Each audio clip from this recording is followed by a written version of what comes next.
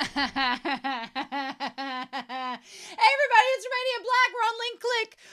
Bridon arc, episode 3. So I'm super excited. I've got a lot of things to talk about, but the Discord has had little black boxes around everything, and I'm super excited that once I'm done watching the episode, I can go to those little black boxes and check them out before the discussion. All that fun stuff. It's going to be great. But before we do that, I want to talk about some comments and also give a special shout out to Reiki over on Patreon. Let's give Reiki a lot of love because I had recorded, luckily, episode 2 on a Saturday, and I'd recorded it after it came out on Saturday, and then the next day, a week ago, my power went out, and I was like, oh no! So I had to upload the episode at work. Luckily, I had to edit it already Saturday and did all that, so that was good. But I had to upload it at work on last Thursday because I was like, oh crud, because from Sunday through Wednesday, we were out of power. The roads were completely iced over and you couldn't go anywhere. So I was kind of just trapped in my house living my Amish life. And I quickly realized that I'm not made for such a life. So there's that. But I managed to get back to work, and so Reiki has been very kind, and they're like, hey, I'll download the episodes for you with the subtitles, like we said, and then you can get them. And so I don't have internet at home right now, but I do have like a little hotspot I can edit with. It's got enough pull I can edit videos after I get done reacting to them and editing. So I have been downloading this episode. I'm so excited to get to watch episode 3 now and to keep on track with y'all. That's been super, super exciting. But yeah. These first 2 episodes, last episode felt like a little bit of a breath of fresh air, a little bit, because episode 1 being an hour long with 2 episodes in one was a lot. It was a lot, y'all. And so last week was like, okay, we've learned a little bit more about Liu Zhao. All right, fair game. We still don't know a lot about the redhead or the 2 blondes, but it's fine. Everything's going great. I'm watching the Apothecary Diary season 2, so the concept of 2 blondes is just, what do we do with that? But anyway, so let's dive into these comments, because a lot of these comments from episode 1 are going to directly tie into where we are now. So obviously these are comments tied to episode 1 of Bridon arc. So let's get to it, shall we? Lavender Sky 2025 says, in regards to the episode 1, I'm convinced that we are seeing multiple timelines at play and each attempt ends with the same, with Chang Jiushi dying. I agree with that. As I talked about in the last 2 episodes, I agree that we are seeing multiple timelines. And so their comment and Anime Annie's comment are going to tie together in this intro here. So they said the biggest proof of this is how Chang Jiushi dies in the beginning of the episode. So if you rewatch season 1 and 2 with the flashes we got of Chang Jiushi's death in the season 2 finale, it's completely different than what we see in this episode, which gives me chills. Instant chills. Saying Anime Annie knows the same in the Discord, and we'll talk about that with the clock that's hanging and all of that. But if you go back to the shot of the redhead outside the locked door, you'll notice that there's bloodstains on the floor, as if someone's body was dragged. Those bloodstains were not present when Chang Jiushi was shot. In fact, you'll also notice missing objects in that scene, and the trio's photo has no blood on it, but then in another shot it shows blood on it and around it. The scene is clearly disjointed, and Lu Guang's injury, there's no explanation for that. So, since Lu Guang is prioritizing Chang Jiushi's life, it's possible he is forsaking the lives of many others. And it's the trolley problem all over again. I mean, at this point, I think it's very clear to see that Lu Guang is like, either, I talked with Alexander Q about this in the comments, I think it's either one of 3 things.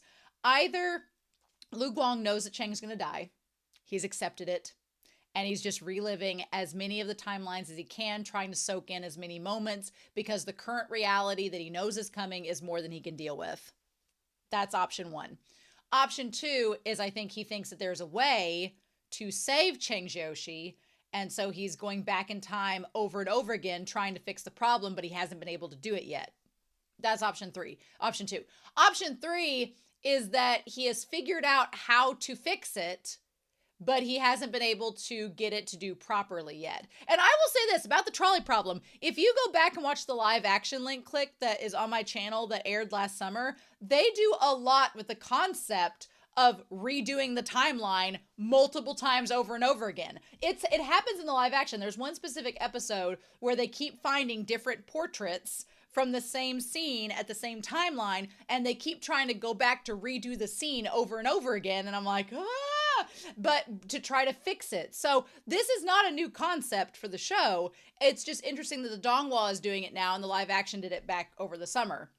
But that's really, really interesting. Yeah, I mean, there's a lot at work in that opening episode, for sure. Anime Annie says Cheng Xiaoxi's powers look like they were passed on to Lu Guang, and it made me wonder if in the original timeline, Cheng Xiaoxi was the one with the powers, but when Lu Guang returns to the past from when they first met, how he also now has powers as well. Yeah, it's like what we don't know for sure is if Lu Guang has created a time loop where the timeline that we've been associated with has been influenced. But one of my big questions at this point is season 1 and season 2, the Lu Guang that we saw in those 2 seasons.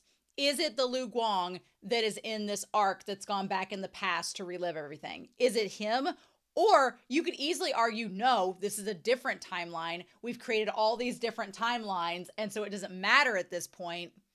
It's a lot, right? It's a lot.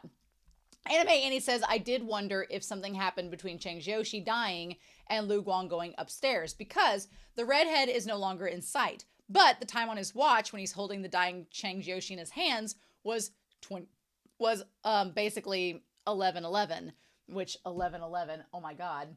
The next time we see the clock, it's on the outside of the developing room and it reads 11:13. And then his watch shows that it's 12:04 by the time he manages to get up the stairs to their bedroom and grab the book, going by the cover, which also the cover is the same one that Liu Zhao has in the opening of Shakespeare's Sonnets. So connection there.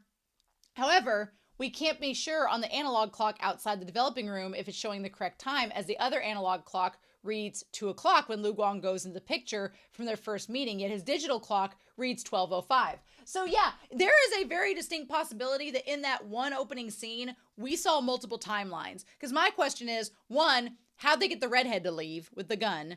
2, did Lu Guang get shot by the redhead, or is this a different timeline? The show is teasing us. It knows that we know these things. It knows we're picking up on it, and it is intentionally trying to just make us go crazy. So there you go. Anime Annie says, I can see him continually jumping back to his present and going into another time point, but a part of me wonders if he went back to the past and has stayed in it. If he did choose that path, then I believe he made the choice to stick around for longer than the 12 hours back when he sent the message to Cheng Xiaoxi from his bed. It was 5:29 in the morning for him, 6 minutes off of Lu Guang having been in the photograph of the birds for 12 hours. So there was a time for him to clap and go back to the present, but it definitely feels like it was cutting it a little close. Yeah, I think that for right now, Lu Guang is sticking in this timeline that we see. Like he's been repeating the timeline over and over again, and the one for Bridon is a specific timeline that we're just following, that he's decided to stay in, whatever that leads to happening. And maybe that's why the redhead is like, are you a glutton for punishment? Maybe. She also says we finally got, and I didn't realize this, we finally got a year after Lu Guang suggests using the mysticism to find the younger cosplayer. It's 2019. It means that I have to rework part of my timeline and go back to the Dodo, the child abduction case episodes. But the year Lu Guang went back was always previously missing or blurred out during the previous time stamp and date stamps. We were shown both this episode and back at the end of season 2. This show, I tell you, I feel like it's a Mob Psycho scenario. Mob Psycho 100, season 3, the entire studio had the whole thing worked out and completed in its entirety before they released it. And that way it was like in the best quality it possibly can be. I think that they've worked out this whole story. I think they've just been doing finishing touches on each of the seasons as they go. But I think they've already figured out the whole thing. They're just animating it, and they knew back then to keep that blurred until we saw it here. It's just wild. Wild. Yep. Okay. Lu Guang's eyes were blue at this point when they were gold earlier, which makes me wonder if that's part of the price he paid for staying longer than the 12 hours they're allotted for a single photograph. He's never said that they can't, just after that he can't guide, which would explain the book notes with the timestamp reminders of certain things to find the photo of Shin Meow Meow. So yeah, it's very possible that after a certain time period, if you stay in the timeline, maybe some of the powers that you gained reverse, maybe they go away, maybe you don't keep them anymore, maybe they aren't dominant or you can't control them, and that's why he's made all the notes in his book. There's a lot to think about. And then the after credit scenes has left me with even more questions, Anime Annie says, saying, did the shippers accidentally misplace Lu Guang's box of clothes, or did someone take it? Well, that was a plot point in the live action series, so I could totally see someone taking it. And was it just summer clothes inside? This series, and the fact that it's a black box, I'm like, I feel like it's more to it than that. What is the meaning behind Bahati at the bottom of Sonnet 19 that Liu Zhao is reading, where it's connected to the Book of Shakespeare sonnets? Okay, somebody in the Discord explained that it was, kind of put in there and like scrawled in. The Bahati is, the only thing they could find is that it is the author that does a analogy of Shakespeare's sonnets. So I'm like, specifically sonnet number 19. And I'm like, interesting. And then is there meaning, and what is it, to Liu Zhao's throat tattoo? I feel like there's a meaning to it, but we don't know it yet. But I feel like maybe it's maybe he's part of an organization and it's their symbol. I don't know. And what's the thing Liu Zhao was talking about on the phone that's finally been found? And who was the person he was talking to? Could what he found, is what he's talking about, could it be the black box? Could it be the photo that he sent Cheng Joshi? Was he talking to the redhead? Was he talking to the blonde? This series still has a third season to go. And this arc is only 6 episodes long. And after this episode, we'll be halfway over. So basically, I don't think we're going to get answers to all these questions in this arc. I don't think we will. I don't think we're going to get answers to all these questions in this arc. I think this arc is going to set up a lot of shit, and it's going to have some stuff go down, but it's going to be a lot of setup and a lot of questions and maybe some answers. But the majority of the answers that we are wanting are going to be in that damn third season. That's just my prediction, but I've talked for nearly 13 minutes. So I'm definitely going to go to the Discord thread after this and make some notes for the discussion. But y'all, I love this series so much because it is one that you have to dedicate to. And I know that I'm not the most dedicated person to it. There are so many more dedicated people out there, but it makes me so happy to walk through it and be like, okay, what are we going to do? So let's get to it, shall we? We are going to start episode 3 of Link Click, the Bridon arc. And we're going to do that here in 3, 2, 1. And I'll see you all on the other side.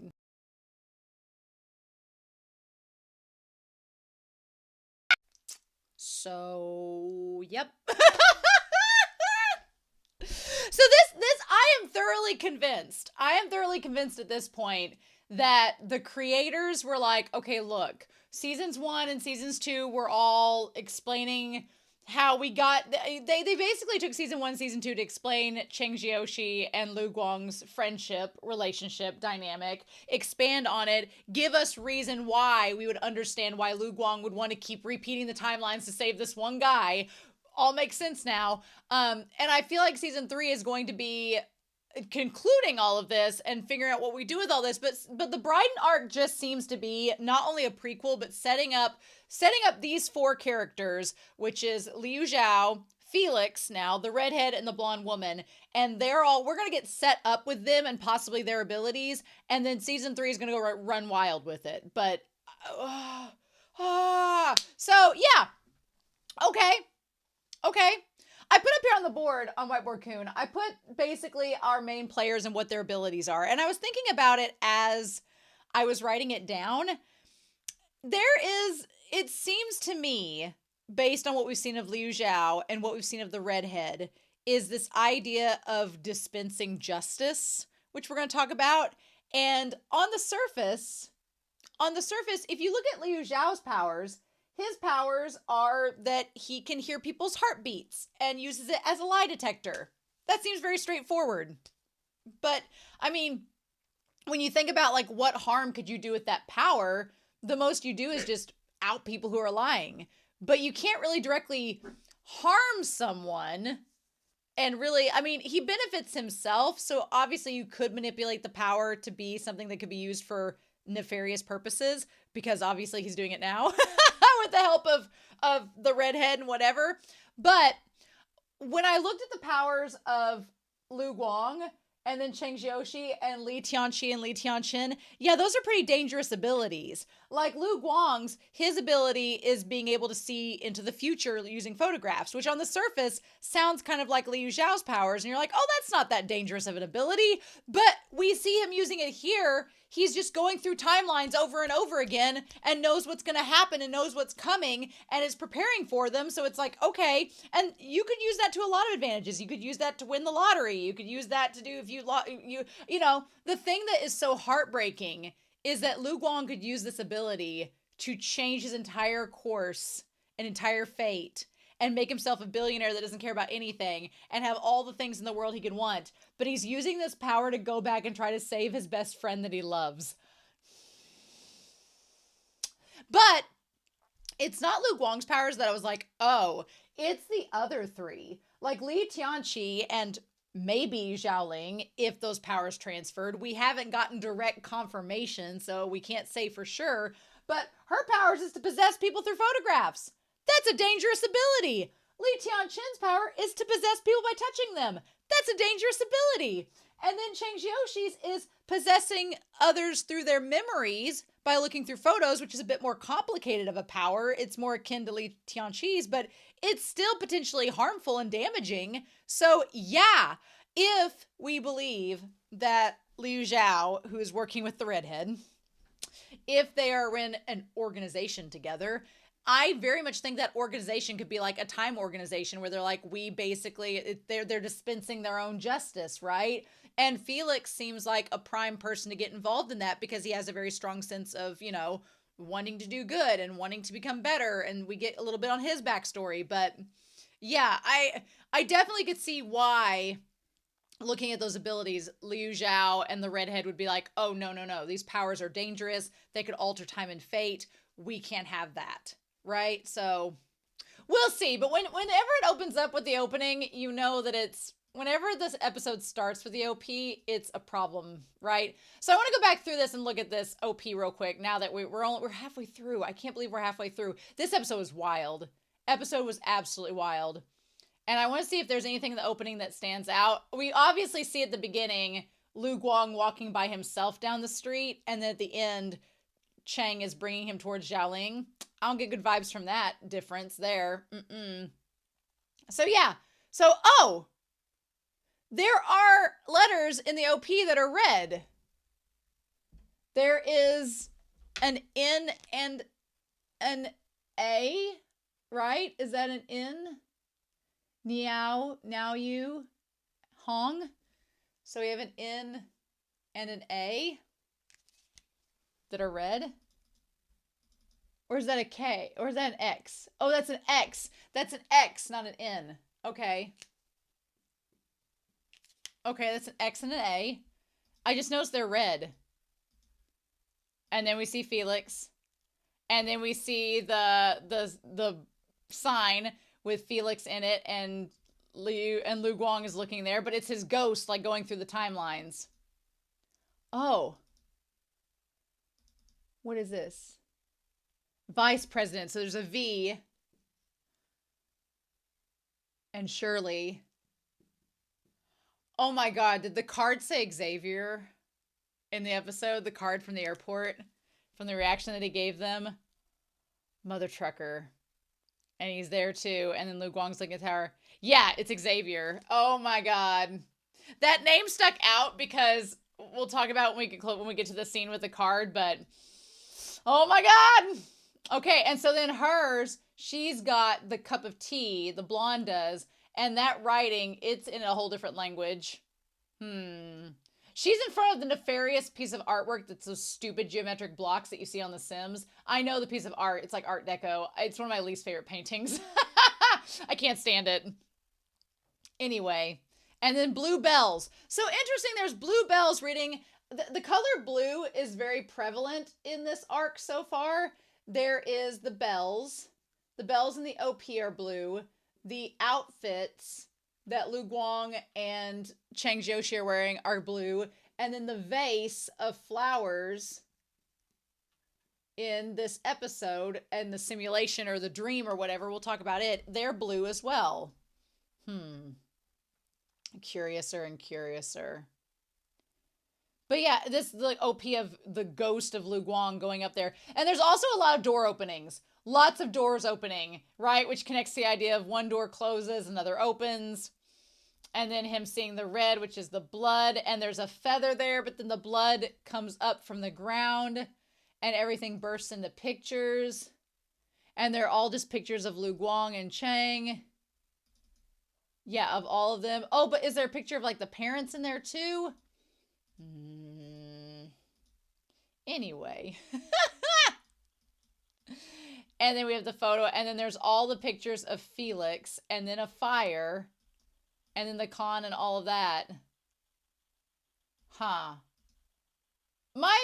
I'm so curious. I have lots of questions. And then we go back to that. Yeah, what did that one picture, what did that one thing say? That one page said there was something there. I want to like zoom in on that. Hold on. There's a note. Something circled.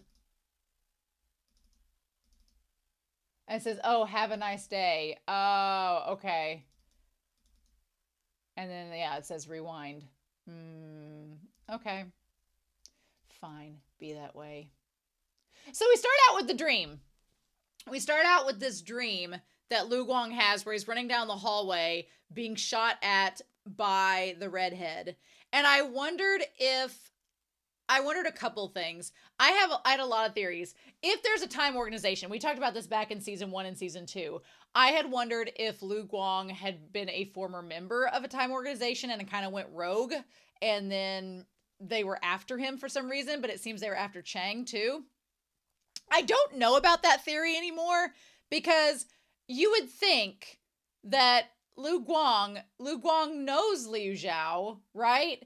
And if he had known Liu Xiao in the past, wouldn't Liu Xiao have... I felt like there would have been more of a reaction in that moment, right? Because Lu Guang has a very visceral reaction to Felix, and he has a visceral reaction to the redhead. Like, he's seen them, he knows them, whatnot. With Liu Xiao, we noticeably don't get much of a reaction from Lu Guang. Like, there's one moment where his head's down and we can't see what he's thinking, but we don't get much of a reaction.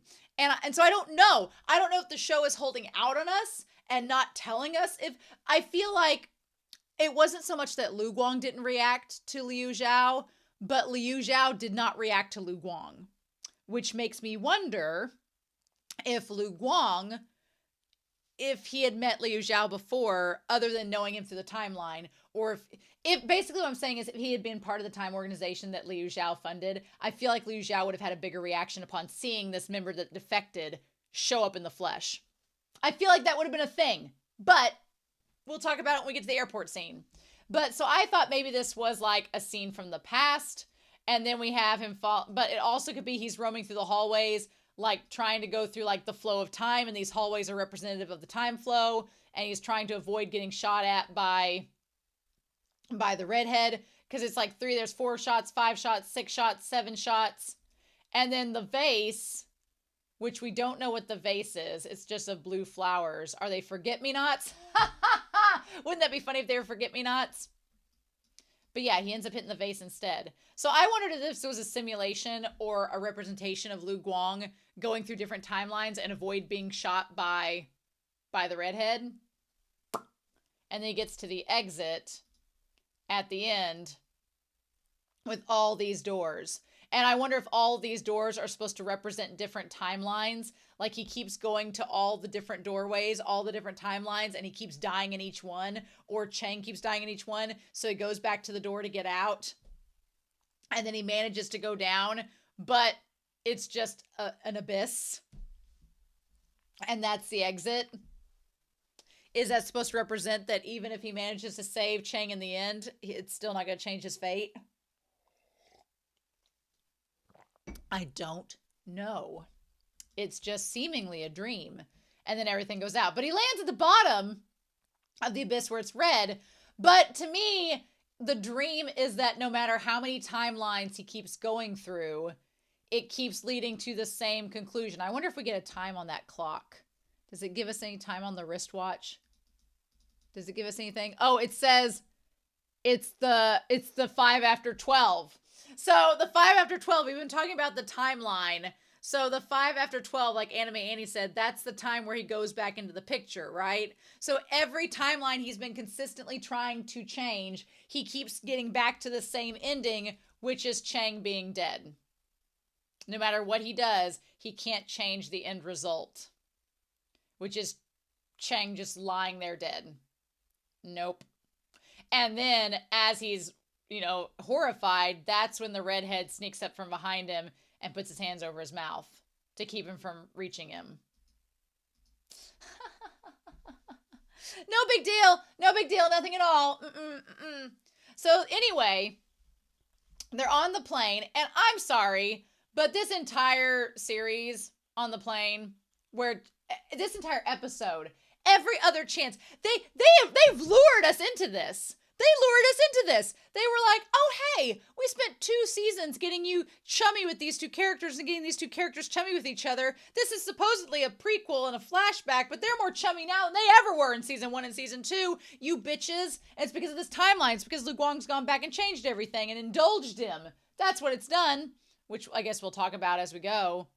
But yeah. And he's like, okay. And he's like, you know what? And I love that you see Lu Guang reach for his hair. That's what it is. And I think part of it too is that Lu Guang, without realizing it, and we'll talk about it during the chase scene, he is altering time by these every little tiny action that he does is affecting the timeline, whether it's a tiny one or not. It is having ripple effects because he's been so indulgent and kind to Chang Jiushi that he's opened up to him a lot more than the previous timelines. So this is so wild, y'all. This season is so wild. Yeah, oh, he was going to touch his hair and then he didn't get to it. Blech. Okay, is there anybody in the plane that we know? Not that we're seeing anybody that we know. Everything was fine. Okay. And then he's like, look, we're at Bridon. Okay. In 30 minutes. So they managed to land. Go figure. And then we have Felix. Felix, our model. Who's doing Felix the model, who is doing all of the shots here, who's supposedly half Chinese, half something else. We don't know. He just said he looked like he was a mixed descent. Okay, so the thing about Felix is he seems to get along well, but for some reason people are mean to him. Why are people mean to Felix? He seems really nice, and he seems like he just needs a hug, and he seems like a super easygoing guy. He's like Kisei from Kuroko's Basketball. Why are people mean to him for no reason? I don't understand. If he was an asshole, I guess I would get it, but he literally does nothing, and everybody's just kind of jerks to him. I don't understand it. Because they're like, good work. And then they give him his phone back. And like, it's part of the job. And so then like the one girl, she says, there's snacks in the tea room if you want. And we could sneak in and grab some. And he's like, no. He's like, my boss would get on to me. There is part of it where he's like, I better not. He's like, if you catch me sneaking food again, he'll get mad. There is an angle about the redhead with Felix that I'm really concerned / questioning, because Felix talks about how great the redhead is, and the redhead saved him from being strangled, which is like, okay. But then there are aspects about the redhead's relationship with Felix that kind of feel a little bit manipulative or a little bit predatory. Like when he's like, oh, if my boss catches me sneaking food again, and it's like, well, why does your boss care if she gives you snacks? That seems a little micromanaging and possessive. And I get that he's a model and he's trying to like keep his model body or whatever, but I'm like, and then like the fact that he calls him, the fact that he talks to him. I know that Felix relies upon him to save him, but there's just a little bit of, there was a twinge of toxicity from this episode that I can't quite place, that I was like, I don't know if I feel good about that. Because he just calls him, of course he calls him boss. Damn it. Give us a name. Give us a name. Okay, so Anime Annie had this thing about some elevator theory and about the multiple timelines, and I wanted to look at this elevator scene to know, because we have all the posters on the back wall there that are lit up reminded me of the theater in season 2, most definitely. He says there's not so much going on lately, can we just skip this gig? And he clicks the down thing, he's like, I know you're not bluffing. And so he's standing at the elevator, and he's like, I was planning to head back home next month. He's like, I'll go talk to them again. Okay. So he's like, but. And then so he looks up and it says, didn't you know? And it shows the elevator like rising up and they're at the timer's on the 6. It says, didn't you know? He's just stepping on others to rise up. And have you noticed he's always with the director? And the director's like 60 years old. Is the director 60 years old? I don't feel like the redhead is. But no, the director's the leader of the organization. He's really ruthless with himself. And then it goes to floor 4. And they said, tell me about it. And so then the girls that are being catty in the elevator look out. And they look out at him. And he's just sitting there on the phone. And he says, hi. And they're like, oh, hey, Felix. And he steps in the elevator with them, and he looks like he's taller than them a little bit. But then he stops the elevator and opens it back up and says, unlike some people, I only go for the best, whether it's a project or a connection. And he says, right, boss. Okay.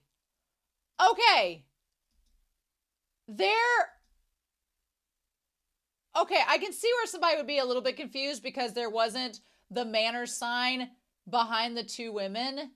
But then when it goes to him, it is behind him. So that is weird. Like, why wasn't there the mind your manners sign behind the 2 girls in the elevator? Why wasn't it there for them? That is weird. That is a weird thing. And it doesn't feel like an animation error because that's weird. Because why wouldn't you show it before? And why would the walls be different colors? Because, yeah, the walls were gold behind the girls. I want to go back to that. So, yeah, behind the girls, when they open up the elevator, when they're standing in the elevator and it opens up for them, the elevator is gold. Yeah, it's all gold there. And they're wearing those clothes, like the black shirt and all that, and the jacket. Okay. But then when the elevator goes to close on him, yeah, and he opens it up again. And this time when he says, unlike some people, I only go for the best, and they look back again on there, then the elevator background is different. That is a weird thing. Why is that? Why did it completely change? Huh. Because, yeah, it completely flipped. And he's sorry. He's like, I won't do it again. I'll keep my temper. I'm really sorry. And then it said, watch your manners. So is the redhead using his power in that moment against Felix through the phone? Or did Felix use his powers? What were those powers? What? What? That is so bizarre. That is so weird. And so then what does he say? And then the floor goes down. He says, well, about the job you mentioned earlier. Okay, so there's a gig. So we have Felix. And Felix is a model, but he also was an engineering student, so he's really smart, is what is established there. And he does also these side gigs. Whatever these gigs are, we don't know. But there's one the redhead set up. Okay, sure. So then we get to the airport. That damn cat hat. They lost the cat hat in the alley. I don't know what they'll do without it. But that damn cat hat, the kid's like, Kitty. Ridiculous. So Lu Guang, what I'm interested in is this entire episode, Lu Guang has been here before. He has done this timeline before. He's probably done it multiple times. Because he said we were able to escape going right the one time, and that's when somebody was there, which we'll talk about it when we get to it. But he was noticeably quiet this whole episode. The last several episodes, he's been freaking out because of the whole lead up to Bridon. But now that he's here, it's just like, now that it's here, he's like it's almost like he's trying to piece together things and figure out, okay, what did I not know last time that I could possibly know this time? What do I do about that? Also, he's wearing rose-tinted glasses, which, wearing the rose-tinted glasses, and then Liu Zhao is wearing the cloudy glasses. But my thing with Lu Guang is what it seems like is that Lu Guang is he was looking at plane schedules. So he figure out that, maybe trying to figure out when planes were coming and going and trying to piece together something he didn't know before. Like, the girl's like, it's Kitty. Ridiculous. And he's like, of course. And then I love Chang with the little like tee-hee face. Shut up. Just stop it. Stop it right now. Yep. And he's like, you should be confident. If you're not embarrassed, then it's others who feel awkward, which is very true. I remember I went to a city once and there was like a restaurant that was downtown, like a block away. And my friend and I cosplayed. I'm like, let's just go to the restaurant. And nobody else around was cosplaying. There is nothing more feel-good inducing than being in cosplay going to a restaurant. As someone that's introverted that hates people bothering them out in public, there is no better feeling. No one bothers you in cosplay. No one bothers you. They're all just like, and I'm like, I don't care. I feel so great about it. It's just like, it's so true. Chang Jiushi, he knows what's up. And it suits you as part of the anime club. And like, Lu Guang's like, stop it. He's like, we should leave. And he's like, what are you blushing for? It's super cute. Is Chang Jiushi like a bit more open with his sexuality in this episode? Because he was hardcore, like about to hit on Felix in a sense. And then he's just telling Lu Guang he's all cute and everything. Like, maybe he's been like this the whole time. And it's just been a while since I've seen Link Click. But okay. The red energy flowing by. And that's what Lu Guang stares at. Because he senses there's the redhead that goes by. And he senses that it could be the redhead. And he's like, what are you looking at? Is it a babe or a hottie? I like that. He instantly assumes that Lu Guang's looking at a woman. And he's like, oh, it's a hottie. And then when he says, Lu Guang, look at this. And that's when he says, this photo's pretty cool. I'm like, Chang Jiushi's not hiding any allegations. He just called Felix hot in the poster. But, okay, Lu Guang knows the redhead, obviously, from the encounters at the photo studio. So we know that much. But he seems to know Felix as well. Because Lu Guang's like, oh, look, this photo's cool. And so, the timeline has changed. The timeline has changed. Because there's that poster that says Friday, July 31st, the New Age Festival. And then before, there's another poster, but it's a different photo of Felix. So either it's a photo that he saw, but here's the thing. He wouldn't have saw it in China because the New Age Festival is happening there at Bridon. So he's seeing a different timeline with a different picture. So he's like, oh, wait, you're not in the same clothes you were before. So what do we do about that? So that brings up the idea of if the redhead, which we're going to put RH right now, and Liu Zhao, is it possible that they know that Lu Guang and Chang Jiushi were going to Bridon? They intended that to happen. And so now they are deliberately manipulating the timeline.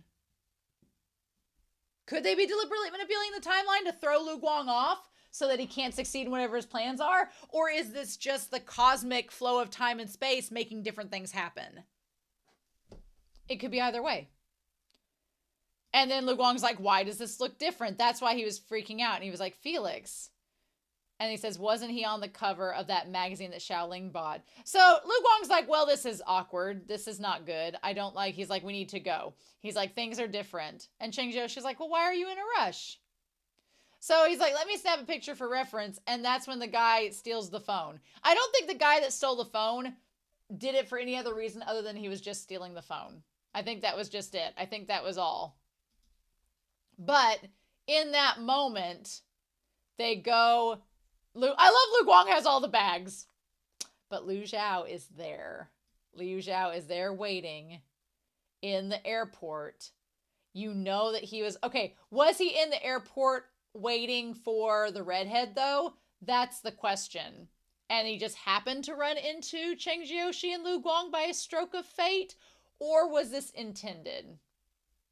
I mean, I don't think that Liu Xiao intended for the thief to run past him. That seems all subjective and all just what happened. But it is a twist of fate for them to run into each other here at the airport, right? Also, the fact that as they're having this fight, there's just literally Liu Xiao just sitting behind them the entire time, just watching. How ridiculous and insane. Because he says, give me back. And he's like, now you're throwing punches. Are you serious? Give me back my phone. And yeah, he's just sitting there at the thing watching it all go down. So did Liu Xiao intentionally go over and help Cheng Jiushi knowing full well who he was? Or was he just doing it out of the kindness of his heart? That is the question. 'Tis the question. Also, he knows English pretty well, so there's that. And of course, Lu Guang is like mother trucker. But here's the thing. Lu Guang looks over and sees him and sees what's going on, but he doesn't really have much of a reaction to Liu Xiao. And Liu Xiao doesn't have an extreme reaction to Lu Guang. So it feels like the only ones who have reactions to each other are Lu Guang and the redhead. Or Lu Guang to the redhead, but not the redhead at the end of this. So it's wild. Also, again, we've established that Liu Xiao knows how to fight, which is terrifying. I love when he says piss off, though. And he takes the phone. So then that happens. And, of course, love that Lu Guang is helping Cheng Jiushi and all that good stuff. You know, in the background, right there. And he says, here you go. Nope, don't like any of that whole scene there of him just smiling. Nope, not at all. Nope. And so then, of course, Cheng Jiushi instantly makes friends with him. And it's like, well, thank you. It's so good that we can count on a fellow person from abroad. And he's like, oh, it's no big deal. Oh my God, there's a guy in the background. It's at 9 minutes and 15 seconds. There's a guy in the background literally holding a red flag. As Liu Xiao introduces himself, he holds a red flag like, this is bad. This is very bad. Oh my God. He's like, I'm studying here. Bullshit, you are. He says, what about you guys? He's like, oh, I'm Cheng Jiushi, and this is Lu Guang. Just tell everybody your name, Cheng. Tell all the strangers. And Lu Guang's like, Now, they both look at each other, but they don't have a reaction. And he's like, okay, are you here for a trip? He's like, I'm actually here to pick someone up, and I could give you a ride. And Lu Guang's like, nope, we do not need that. And which is good. He's like, no, let's not do that. We've got plans. He's like, did you forget? And he's like, oh, yeah, anyway. Yeah, Cheng Jiushi's just too nice for his own good. So then he gives him the card. He's like, I'm not going to keep you then, but since we've crossed paths. Okay, so Liu Xiao, Xavier. Oh, at the games, the Katie Games, which is from Emma at the beginning. Oh my God. That's the gaming industry with the triangle. So the gaming industry, we have Liu Xiao. And Liu Xiao works for the same game company that is connected to his dad as well as Emma. But it says Xavier. Now, Xavier stuck out to me on the card because my family, we name calves every year after a letter of the alphabet, and we have been for almost 26 years, which is crazy. But this year we're on the letter X. We've been doing this for 24 years, and we're on the letter X. And it's hard to find X names. X names are a little bit hard. But we just had a bull calf born, and I named him Xavier. And I was like, oh, so now we have this name coming back. And if you want to know what Xavier means, it means new house.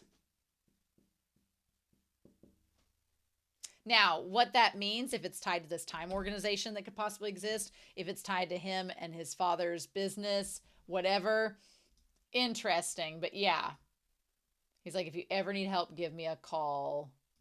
I don't know how to feel about that at all. Would they call him back? I don't know. And then he says, are you out now? And he says, I'm at the entrance. Man, they dodged a bullet. What if they'd met him then and there? And he says, the air here smells so good. Like rotting flesh. Yeah, the moment he says it smells like rotting flesh, I know Felix says he gets good vibes from him. I do not. I get red flags from that man alone with the red hair. So yeah, also I love that their phones are all primary colors. Felix's is yellow. Liu Zhao's is blue. Lu Guang's is blue. His is red. Yeah, no. Not getting good vibes at all. Not one bit. So yeah. So then they go set up. There's red light, green light, like we do. We have had a red light set up with Lu Guang and a green light with Chang, so I don't know what to make of that. But then they go, you're like, okay, we should go. I almost forgot. And then we have the photo. Oh, I didn't notice this before, but is there just one bed in this hotel? Is there just one bed? Is there just one bed? Is there just one bed here? Are you serious? Show me the rest of the apartment. I want to know if there's an extra bed or not. There's 2 desk lamps, so that would make me believe that there's an extra bed. Because usually if there's 2 lamps side by side, that means there could be 2 queen beds. So let's not get ahead of ourselves. But he decides to look at the photo. I feel like maybe there are 2 beds in that apartment because there are 2 lampstands, but we can all pretend there's just one bed and have the fanfic, right? So the big thing is he looks in the photo, sees it from back in the day, and there's people in the library. It's a much more robust library at the time. And we see who we think is Chang's dad writing in the book. And because his hair and everything, I want to see his dad, but it looks like it could be him. And it says, there's the picture, and it says Sonnet 18 on there. Okay. And then he's doing the thing that says Bahati right there. Okay. And that's all you need to know. So why? I love their little head tilts where they're like, a bookstore. The simultaneous head tilt is hilarious. I freaking love it. But then the question is, who did the old man call? And why did the old man call? But he says, the edition you're looking for stopped printing a decade ago, so you're lucky that you found it. Shall I compare thee to a summer's day? And then they end up doing the whole thing that says Bahati. So what do we do? Is this the clue my dad left behind? So then the guy gets the phone. I'm like, quit calling people. Don't get anybody else involved. We don't see who he's calling. But does he call Felix? Did the old man call the redhead or call Liu Zhao? I don't think he just called Felix, but a man with a cat ear cap. And he's like, fine, I'll get there soon. So what's the point? What is the point of him following? What is the point of Felix going there to talk with them? To me, all of this side gig feels like time travel. And it feels like our 2 boys, or essentially Lu Guang, is playing a giant cat and mouse game. But these 4 individuals, or at least 3 right now, the redhead, Felix, and Liu Zhao, are all onto it. And they're all just doing this back and forth. I can't take it, y'all. Nope. So they go to the only bar that they can find that seems to have something to do with this. And it's a bunch of guys watching football.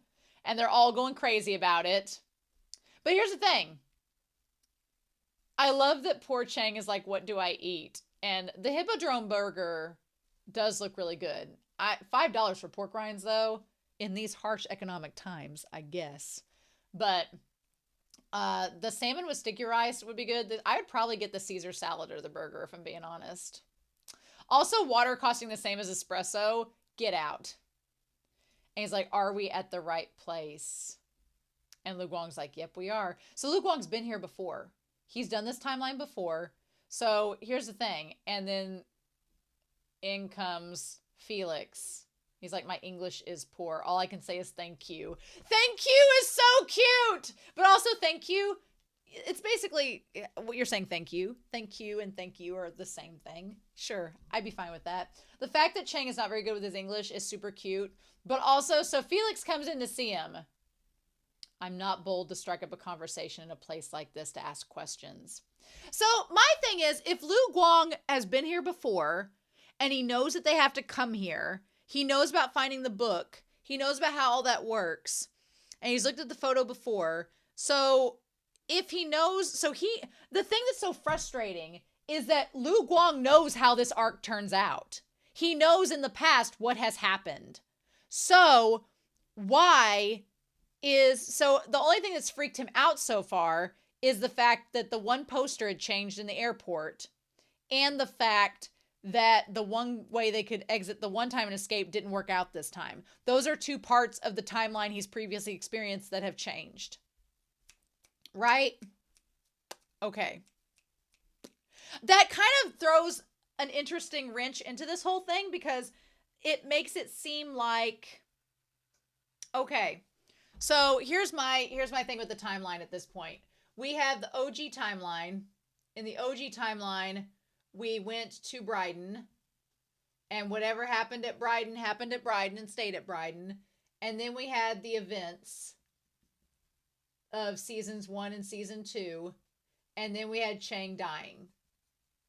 That's the OG timeline, right? So in the past, it seems that Lu Guang was like, well, forget that, and he decided to go back and maybe try to redo the events to prevent this from happening, but it all kept going back to Chang dying. Like every time he kept trying to go back and change something, he kept trying to go back. So then this last time, at the start of the Bridon arc, it's possible that at the start of the Bridon arc, he was like, okay, all these other times I've tried to go back into this season and do stuff, nothing worked. So this time I'm going to go back to the start, and start all over again from the very beginning.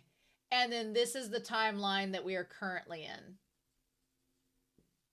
Because the way that he says it about the escape thing makes it seem like he's only done the Bridon arc one time before. He's redone maybe other things and it keeps going back to the dying thing. But this episode makes me think that he's only done Bridon once before. And it's different than the last time already. Even though he knows what ends up happening, right? So he knows that they meet Felix at this place. And Felix is like, oh, hey, you're the guy from the festival. You're the model. You're Faye. And what does he say his name? He says Faye Shay. He asks for 3 beers. So it seems like he's worked here before and he doesn't want to let on. But he doesn't also want to let on that he's a model that people would know. And he's like, yeah. And he's like, well, let me give you some advice since I've been here before. Order the stuff with the thumbs up. Everything else is just experimenting.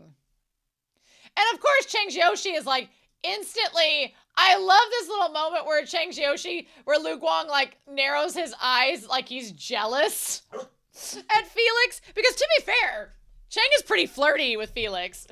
Chang is pretty flirty with him. And Lu Guang kind of narrows his eyes like, okay. And he's like, oh, you know the manager? And he's like, oh, well, of course, I used to work here. Which Felix seems to be somebody who has worked at many a place before to get money. And so he's like, well, what's with the name? Because he says there, he's like, behind this bar, what's with the name Bahati? And Felix kind of perks up at that. Like, why would you care about what's behind the name? But Lu Guang distracts him in that moment, saying, we're actually looking for someone who has something to do with the name of this place.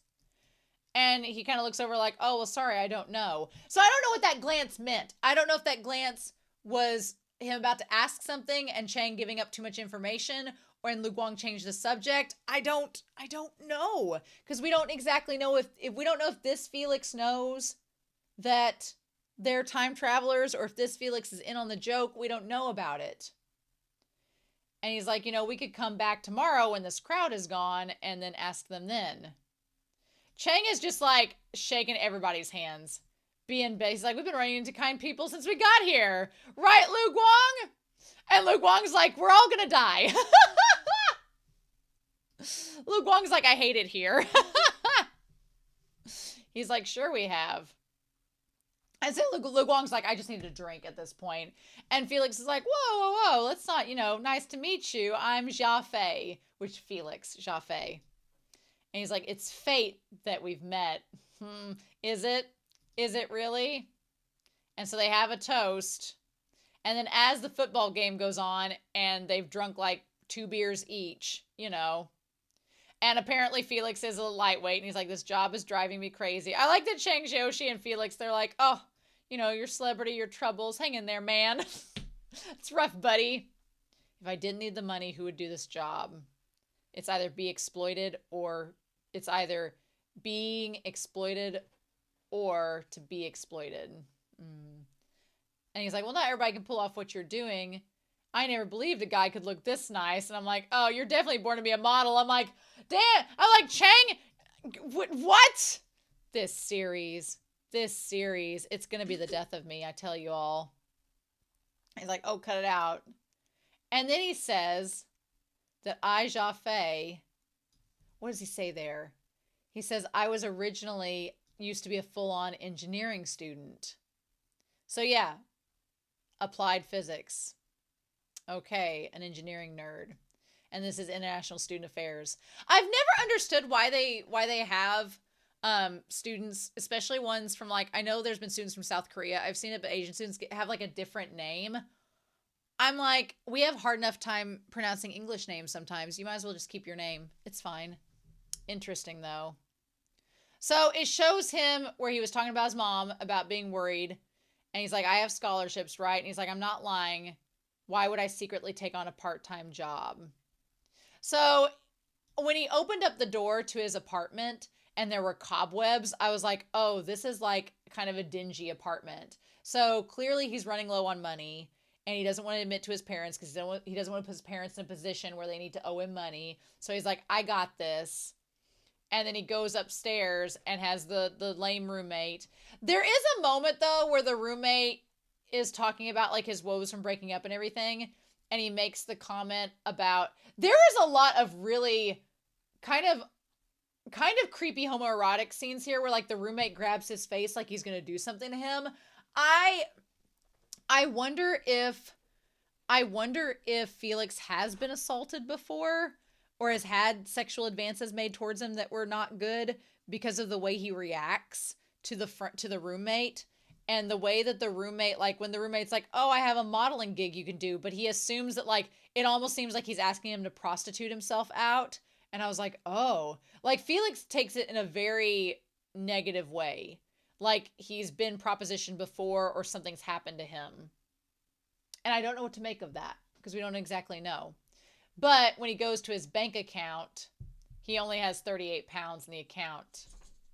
And then he walks past the poster that says, secure your future today. And that poster and that glare, oof, where he's like, he decides to take the modeling gig because he needs the money.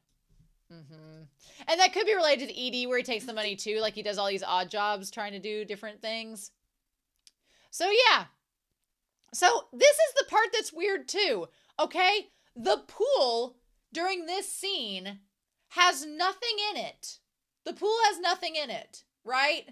So the pool has nothing in it in that moment when the woman comes up and she's like, hey, you need to get used. The next shot's underwater, so you need to go ahead and get a feel for it. And they're like, okay. But as he's underwater in that moment, now it's like a different time. And it's dark outside and there's 2 guys there that hold him down under the water. So like when he goes up, I guess it's in the shade. It's not dark out, but it's in the shade. But the 2 guys hold him underwater. And then when the lady looks over, there's a bunch of pool floaties there. When did that happen? When was that? Why is that? Why is it blocking it? There's certain things with Felix. There are certain things with the scenes with Felix, even in the apartment scene, it feels like stuff changes. And I'm like, but why? And but I don't think that's an animation error. This series is very particular about every little thing. So why does it show like the elevator colors changing? And why are there balloons at one scene and then in another scene there are no balloons? And now there's these two guys here. Like, what is happening? And then that's when the redhead comes over and saves him. And he looks just... the thing about it is, he looks just pleased as punch. He looks like the little sprightliest person ever, but he's terrifying, right? And then he says, as he saves him, the owner of the modeling agency saved you. And he's like, yeah. And then he became like a big brother to me. I don't know if there's any significance to the numbers that the players are wearing in the background, but there's 6, 11, and 4. Don't know if there's any significance to that. And then he became like a big brother to me. He's amazing. Well, yeah, he seems amazing, but I don't know about the vibes. I don't know about the vibes if I agree with them. I heard he started out the modeling agency out of interest, but his main job is the head of some business association. I don't think he's the head of the gaming industry, but if he's the head of some time association, And Luke Wong's just like, Luke Wong is the epitome of the beer drinking meme, where he's just like, yep, about that. If you're looking for someone, you could ask him. He's really warm-hearted. I don't know how I feel about that. And he's like, and then number 6 got the ball. And they're like, okay, what happens now? And there's only 1 minute left. So yeah, 7, 1, 6, 11, and 4. Okay. And they're all there. Interesting. I don't know if there's any significance to 7, 1. Is there any significance to 7, 1, 6, 11, 4? I'm going to look it up just because I'm very, very curious at this point. I'm like, okay. 7, 1, 6, 11, 4. Is there any significance to these numbers? There's probably not, and we're all just going crazy over the littlest things, but probably not. Is there any sequence? Well, nope, there doesn't look like there's anything there, but still. So yeah, all these football players get really pissed that they lose the game, and Luke Wong's like, it's almost time, and he taps it out like he knows it's about to go down. And he knows exactly when it's going to happen, that the Cheetahs win the cup. And of course, Felix. So Felix has been in here in the previous timelines, and he says, go Cheetahs. Because he did come into the tavern saying that he was rooting for the other team. And then they get pissed and go after him. Yep. And his jacket is for the Cheetahs, right? Oh my God. So yeah. I like Felix's character, and I don't know if he's being used by the redhead or if he's in on the game. I don't know. But they chase them out of there, and they're like, why is everyone so wild? And he's like, just a game. And he says, why is everyone so wild? But then he says, it's just a game. And Felix says, just a game.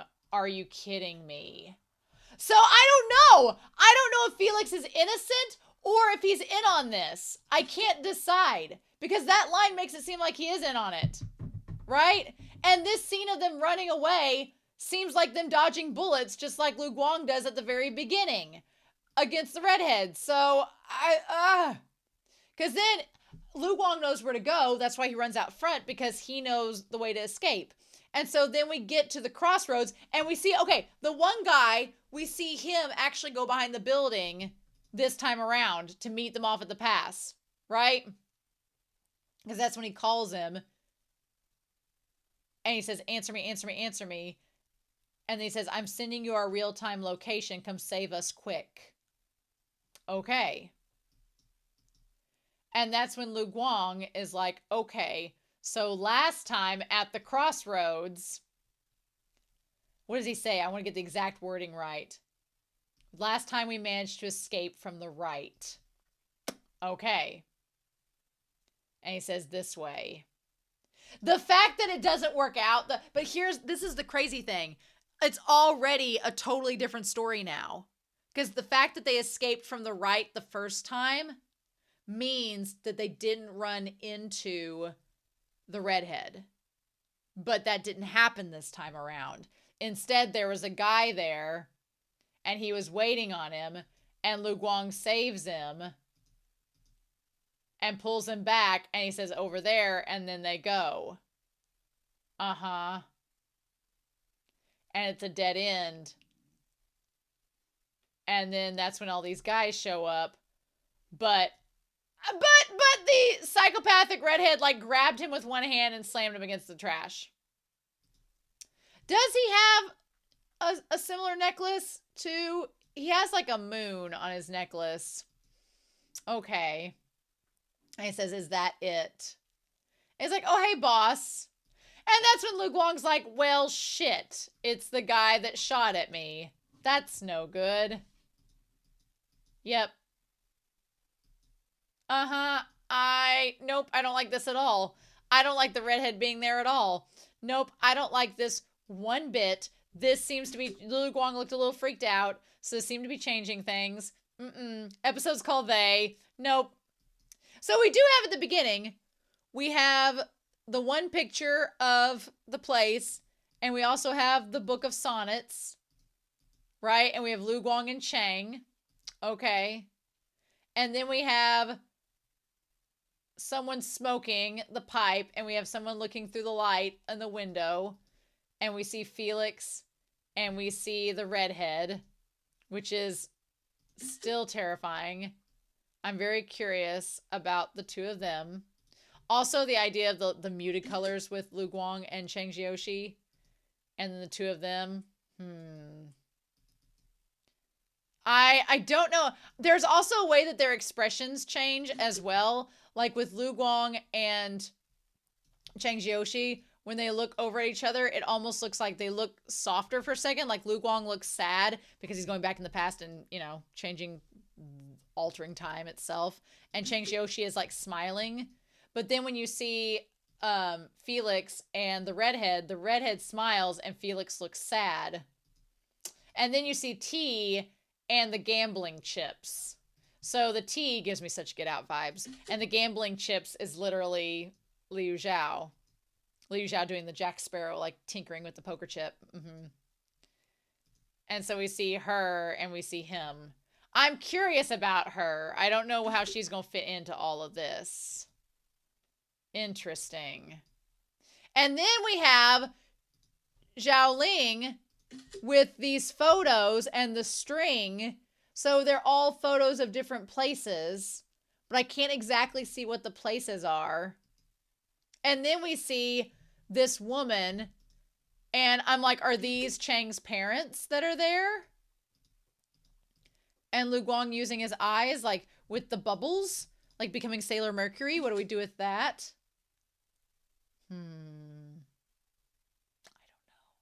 I don't know. I don't know what we're going to get on that. I just don't know at this point where we're going to go with all of this. Although, what are the scenes where is it Chang's face? Okay, so I feel like all the different timelines are the clock going back and they're all Chang there that Lu Guang's trying to save. I don't know what the eye on the book is. What the deal with the woman coming out of the burning building is versus the woman that lit it on fire, that seems like.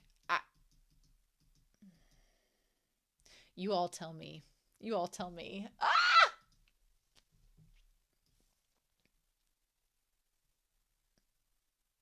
So yeah, that's a fun time. This episode's terrifying. I think the big takeaway from this episode is, one, that we get confirmation of Liu Zhao being connected to the gaming company and all that tying together. Two, Liu Zhao and the redhead are working together and seeming like they somehow have Felix involved in this. I don't know Felix's role and how much he knows about it, but the biggest takeaway is that Lu Guang has been here before. He's done this arc before. He knows what's going down this arc before, but things are different. The little actions that have happened are having effects for reasons we don't know for sure about, and that's terrifying. So, yeah.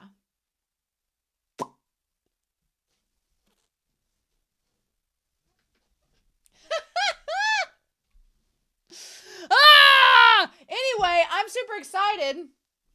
Let's see where we go next. We just got to meet the woman and we got to figure out the redhead's name, and that's all we got left. But I want to know the name of Felix. Like, what naming does Felix have? What name meaning? I know Felix means something, but Felix name meaning is happy or lucky.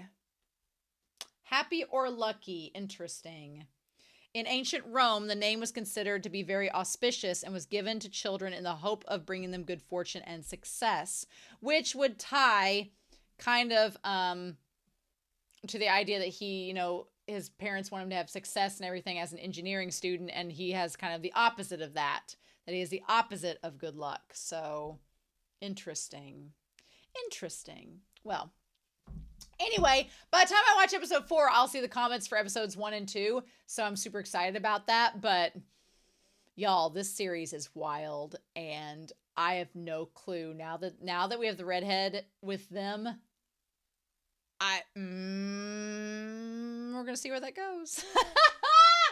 Anyway, I hope y'all have a wonderful week. Please stay safe, take care, and yeah, I'll be back very soon with more Link Click. Bye.